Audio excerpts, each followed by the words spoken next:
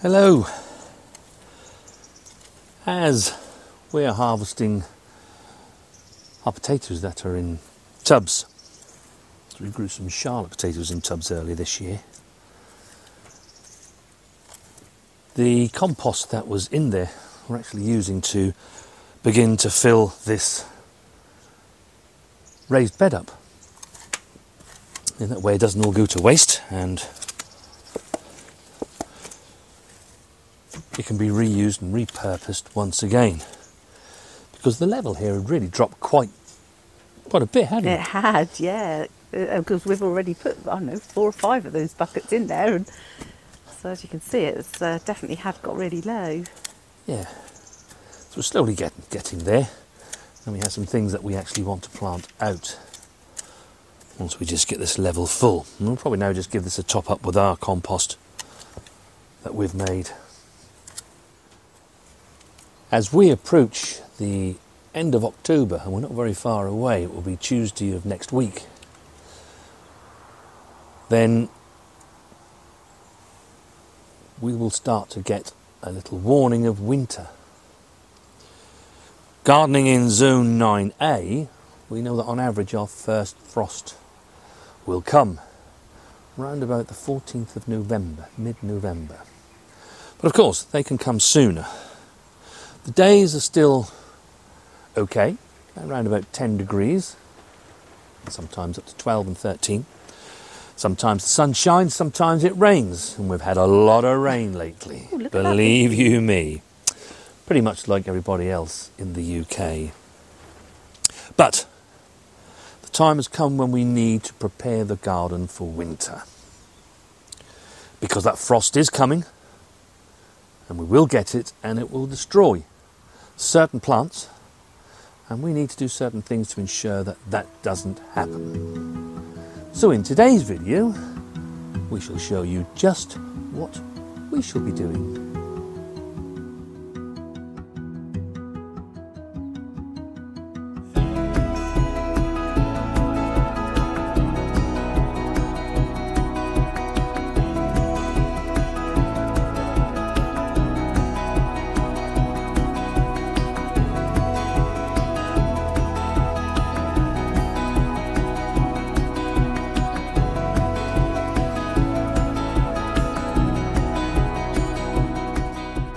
First top tip is to harvest your squash. They don't do very well when it freezes, it softens them up, and then they don't quite store as well as you would like them to. You can already see that the plant is dying back, a sure sign that they are ready. What I like to do to cut them off the plant.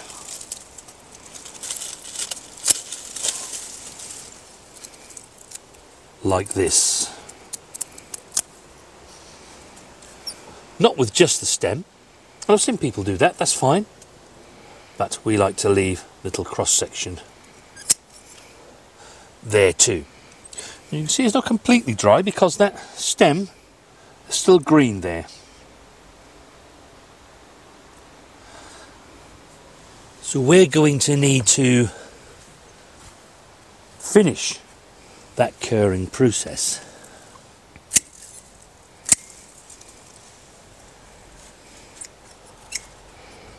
Is it worm on that one, Mrs. W? Oh, as long as it hasn't got into it. No, not at all. And it's often said that you should put straw around these or put them onto a tile to stop the slugs and worms and things getting onto them. Well, this one, as you saw me, I cut it. It's been on the ground. Not a problem at all, really. Now we just wash that off, won't we? Yeah.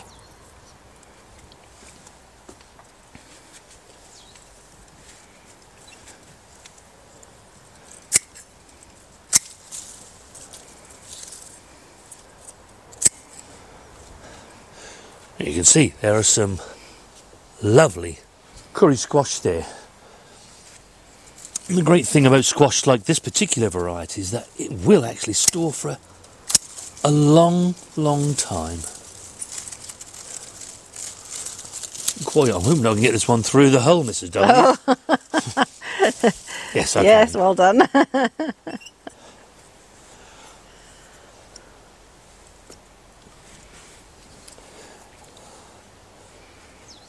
Oh, this one is my favourite one. It's been my favourite all The candy stripe? season. Yeah, it's got a stripe on it and it looks so cute.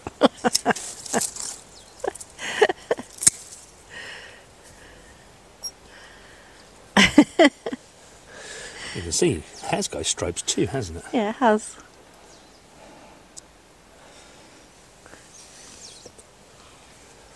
So there are 5 there, and we have another one behind the actual polytunnel, don't we?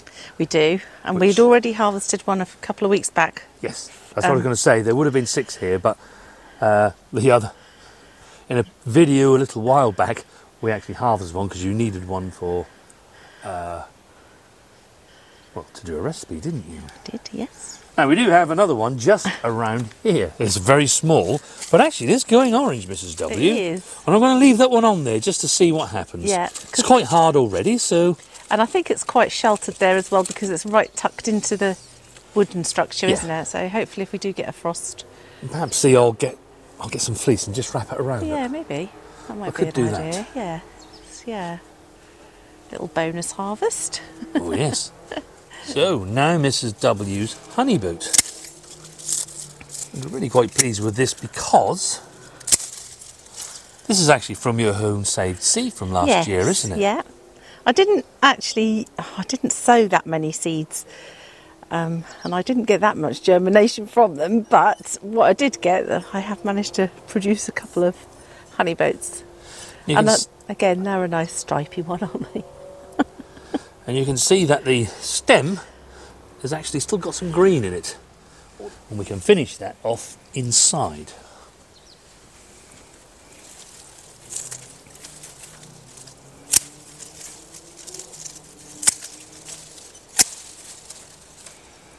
That one's a little larger, and actually that one probably has finished just about.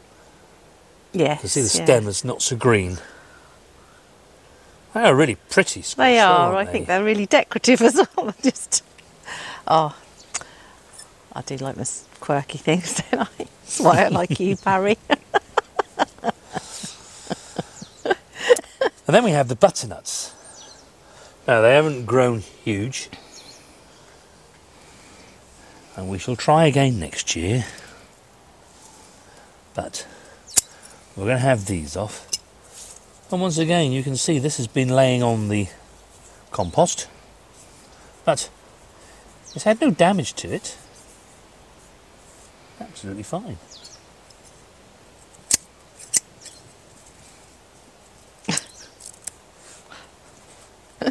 Where have you been? It's like she looks guilty, doesn't she, of doing something when she comes running down. That's probably because she is.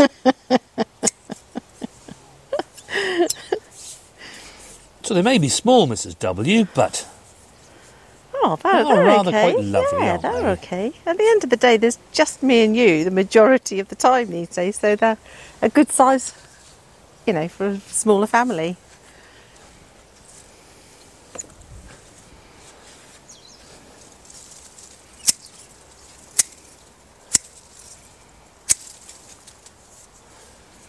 That's the biggest one, isn't it, of the 3? yeah. They're going really quite nice. Now this should be a little bit more of a yellowy brown than it is. So what we do need to do is to let them finish curing. Here actually is the one that we got from behind the polytunnel. So it was the only one on the plant. I'm not surprised because this polytunnel is in the way and stopping things from happening, but actually quite pleased with that. Don't have a problem with that at all.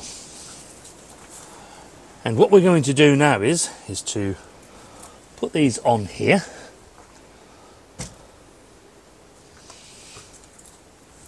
Where they can finish their curing process.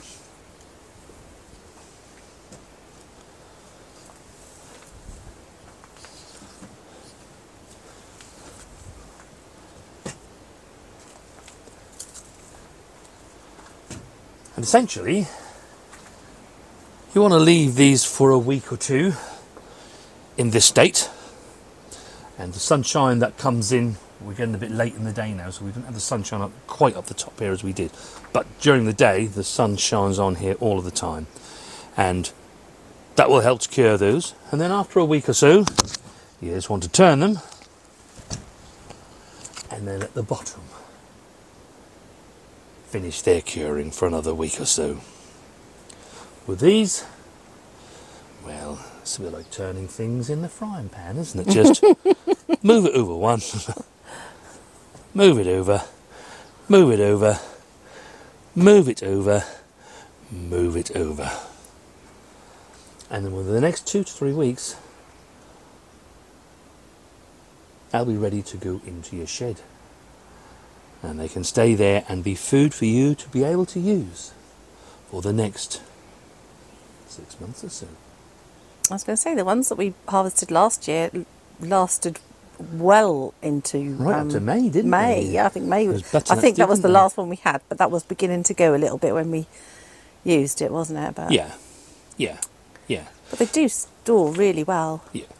The only thing I would say is that, which I didn't mention before, which I'll just mention, Mrs. W, is that you can see that where they've received water at different times, they sort of crack a bit and are a bit hard. And when you finish the curing process, what I like to do is to just get a little bit of olive oil in your hand and then just rub it over the skins just before they go into your shed to store. And that's how we prepare our squash to be in store for winter. Now, I've been caught out by this many a time. It's one of those jobs that you tend to forget about, but it is really quite important to disconnect your hose and then just make sure that there's no water remaining in the hose, because when you do get that first frost and that first hard one, the water in it will expand and then it can split your hose and have a problem next year when you actually want to. You can see the water that's coming out there. You'll have a problem when you want to water next year. And equally, some lagging on your tap, just to stop that freezing up. And then when you want that water next summer, it's going to be available to you. It's a really good idea to be checking your guttering at this time of the year, especially if you have trees about like we do. You can see there's one particular leaf that I found in here. Regardless whether it's a polytunnel or a greenhouse, keep the guttering clear. You know, these days of climate change, we're seeing all the water now, very little during the summer. Apart from this last summer, we saw lots and lots of water this summer. But in general, it is getting much drier, and this water is really precious. It leads down to the butts that we have to the back of the polytunnel, and you want to be able to save as much of that water as you can. Then you don't have to use the hose so much in your own water, which you have to pay for. And while we're here, the nights are getting much colder. So if you've got these like we have, you want to be winding these down as the evenings come on, so that the frost can't penetrate into your polytunnel. You may want to close all your vents up at night in your greenhouse. But on days like this where we're filming now, it is still quite important that you actually ventilate either your greenhouse or your polytunnel. Some of you, of course, will have doors and not this system that we've got, so do keep those doors open so that the airflow can find its way through. Then you won't get so much problems with mould and dampness. So that really becomes a regime that you need to get into over the winter months. Closing the vents at night, but opening during the day, so that the air can circulate around. Well, while we're on the subject of water, Mrs. W, she has some quite cute ideas. If you have some buckets that are not in use at this time of the year, like we have, because there's not so much weeding and things to do, then if you leave a few about, it'll catch that precious rain that is falling from our skies. We have them dotted about in various places, and we can just fill the watering can up whenever we need to water things, either in this case the polytunnel, the greenhouse. I haven't needed to water anything outside in the garden beds as such, because it has been so very wet. But we could have had a really dry autumn, and so to harness that water and capture that, as I say, you can then just fill your watering cans up and then use them for your watering needs throughout the autumn and winter months. I put them here in particular because obviously being near the polytunnel, there is no rain getting to the polytunnel, so we do need to continue to water the polytunnel fairly frequently, don't we? So yeah, and then we don't have to call on our water butts, and that water will be there for when we want it next year, when we really will need the water in spring. And we can then use that to water the garden, the seedlings. But by doing this, as I say, you can just fill your watering can up and just do the minimal watering that you need to do in the undercover structures. Now, you saw a little bit earlier in the video where we harvested the squash, but now these plants need to come out, and it's important that you take all the dead vegetation out, get it onto the compost heap. What you don't want is diseases harbouring anywhere, and giving certain things somewhere to hide. So what I would say is clear everything once you've taken your final harvests. And all this lovely stuff can go on to the beast. Now, our next tip is to be harvesting your seeds that are now coming ready to be able to store. Now, in this case, these are some runner beans that we grew up this wigwam, and we're going to be using this for our seed for next year. Actually, Mrs. W, I don't know if you can get in really close here, but just look how many ladybirds there are. Oh yes. Little family. There's more down here. As you say, maybe it's their family tree. Yeah, there's quite a lot, isn't there? Yeah. But back to the seed. Now, ideally, that's how you want them to be. Nice and papery. Some won't be, because they get to this stage at different stages. But you can see, we deliberately left these go over. We didn't pick any more from about August time, did we? No. And I've got to this stage now where, yes, we can harvest the seeds. Now, this time of the year, some of them not completely gone over. You can see this one is on its way. But because we're going to be getting a frost, we don't want those to be destroyed in any way. We want that seed. There's some lovely seed in there. I can already see the bulges of the seed. So we're going to take that into our polytunnel and just let that finish its curing process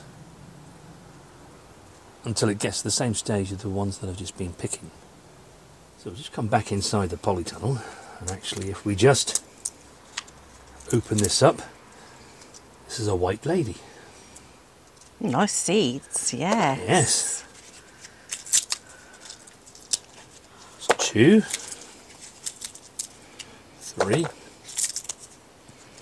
4, 5, 6. 6 seeds from that pod, Mrs. W. Fantastic. Can't complain about that too much. Oh, these are the lady dye. These are the lady dye, which are a completely different colour, which is why I don't mind putting them into the same container, because we can tell the difference between the seeds.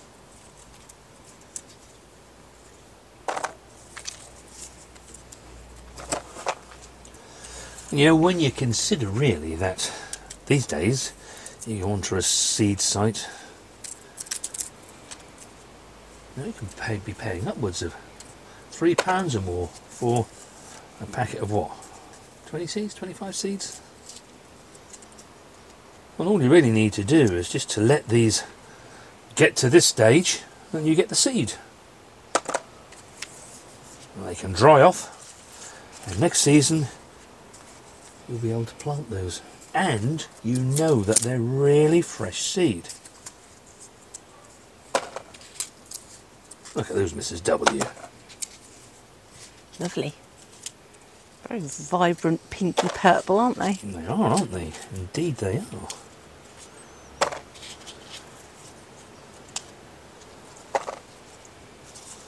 And that's just from leaving some on the plant at the end of the season, isn't it? Yeah, yeah, it is indeed. It is indeed.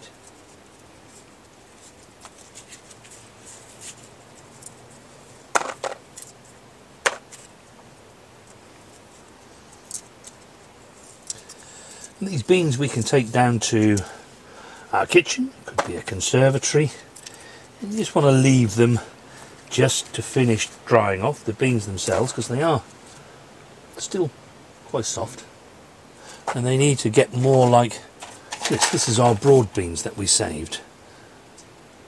They're much harder, obviously they've had time to dry off. So that's the stage you want to get those to. So with these, I don't want these getting destroyed by the frost and dying off. So I'm going to bring them in here now. We've got many more to pick off the arch. And we shall just spread them out along this bench and they can just continue to dry off. You can really feel there's lots of seeds inside them, so we just need them to dry off. This is what we've got so far. All that seed will be available for us to use next year. Fresh, and hopefully germination should be really, really fantastic. Lovely. Now, whenever your beds do become free, this is the time to be getting your compost down. We're No Dig, of course, so ours just lays on the surface and we let all the soil organisms take that down into the soil for us.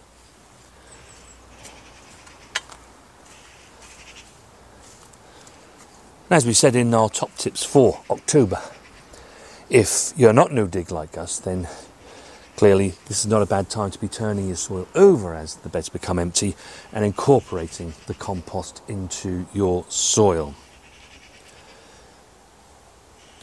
We haven't seen the frost yet. We know it's coming, but we haven't seen it yet, so if we were diggers, then we'd be able to dig this okay.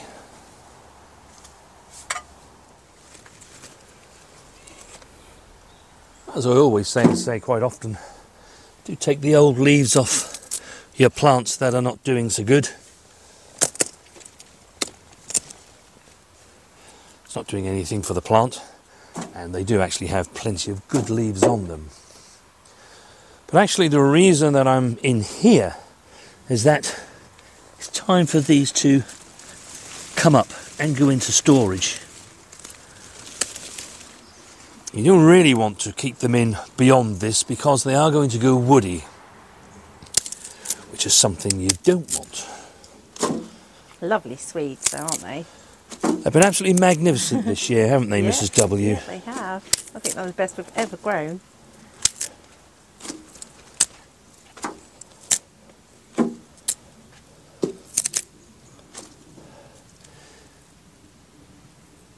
So yeah, once they start getting to this size, it really is a good idea to have them up and out of the ground. They'll store for the next couple of months in our shed, and we'll get plenty of use out of those. I love this time of year. Do get some nice bright days, and the frosty mornings I actually really quite like. I'm not sure our vegetables like it so much, although some do. The sprouts, I like a bit of frost on, that sweetens them up. Parsnips. The good thing is now is that all the plants that are left in our garden, of which there are many,